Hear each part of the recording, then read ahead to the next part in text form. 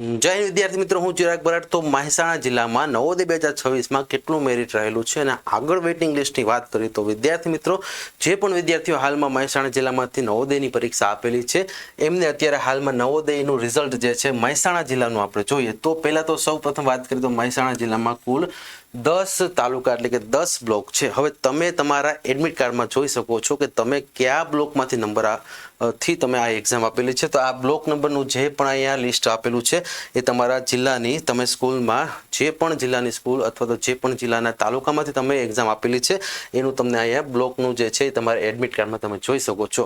હવે અહીંયા આપણે વાત કરીએ તો મહેસાણા જિલ્લામાં કેટેગરી વાઇઝ વાત કરીએ તો ગ્રામ્ય કક્ષામાં ઓબીસીનું જે મેરિટ જે છે એ 81.25% છે, એટલે કે જિલ્લાના 149માં ક્રમાંક ઉપર રહેલા વિદ્યાર્થીનો છેલ્લે આ કેટેગરીમાંથી વારો આવેલો છે। ત્યાર પછી વાત કરીએ તો ગ્રામ્ય કક્ષામાંથી એસી કેટેગરીમાંથી જે વિદ્યાર્થીઓએ પરીક્ષા આપેલી છે એમને અહીંયા 76.25% વાળી અને જિલ્લાના 382માં ક્રમાંક ઉપર રહેલ વિદ્યાર્થીનો અહીંયા છેલ્લે વારો આવેલો છે। તો એવી જ રીતે આગળ વાત કરી તો ત્યાર પછી જોઈએ તો ગ્રામ્ય એસટી કેટેગરીમાંથી અહીંયા 68.75 એટલે કે જિલ્લાના 955માં ક્રમાંક ઉપર રહેલ વિદ્યાર્થીનો છેલ્લે આ કેટેગરીમાંથી વારો આવેલો છે। ત્યાર પછી વાત કરીએ તો શહેરી ઓબીસી કેટેગરીમાંથી અહીંયા મેરિટ જે છે એ 87.5 એટલે કે તમારા જિલ્લાના 31માં ક્રમાંક ઉપર રહેલા છેલ્લા વિદ્યાર્થીનો આ કેટેગરીમાંથી વારો આવેલો છે। ત્યાર પછી વાત કરીએ તો શહેરી એસી કેટેગરીમાં 83.75 એટલે કે જિલ્લાના 109માં ક્રમાંક ઉપર રહેલા વિદ્યાર્થીનો છેલ્લા અહીંયા વારો આવેલો છે।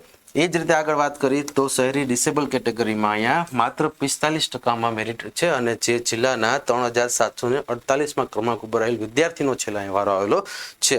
ત્યાર પછી વાત કરીએ તો શહેરી અનરિઝર્વમાં સૌથી ઊંચો મેરિટ હંમેશા હોય છે જે છે અહીંયા 91.25 એટલે કે જિલ્લાના 8મા ક્રમાંક ઉપર રહેલ વિદ્યાર્થીનો છેલ્લે વારો આવેલો છે। અને છેલ્લે વાત કરીએ તો શહેરી એસટી કેટેગરીમાં 91.25 એટલે કે જિલ્લાના 11મા ક્રમાંક ઉપર વિદ્યાર્થી જે છે એનો છેલ્લે અહીંયા વારો આવેલો છે।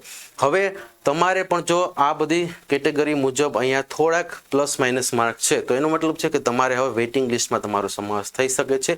વેઇટિંગ લિસ્ટ આપના જિલ્લા એટલે કે મહેસાણા જિલ્લાની જે શિક્ષણ કચેરી હોય છે એટલે કે ડીઓ ઓફિસ ત્યાંથી પણ તમને માહિતી મળી શકે છે। જો વાત કરીએ તો તમારા જિલ્લાની જે નવોદય આવેલી છે તમે નવોદયમાં રૂબરૂ મુલાકાત કરી અથવા તો નવોદયને ટેલિફોનિક ચર્ચા કરી અને તમે આગળ વેઇટિંગ લિસ્ટની માહિતી મેળવી શકો છો।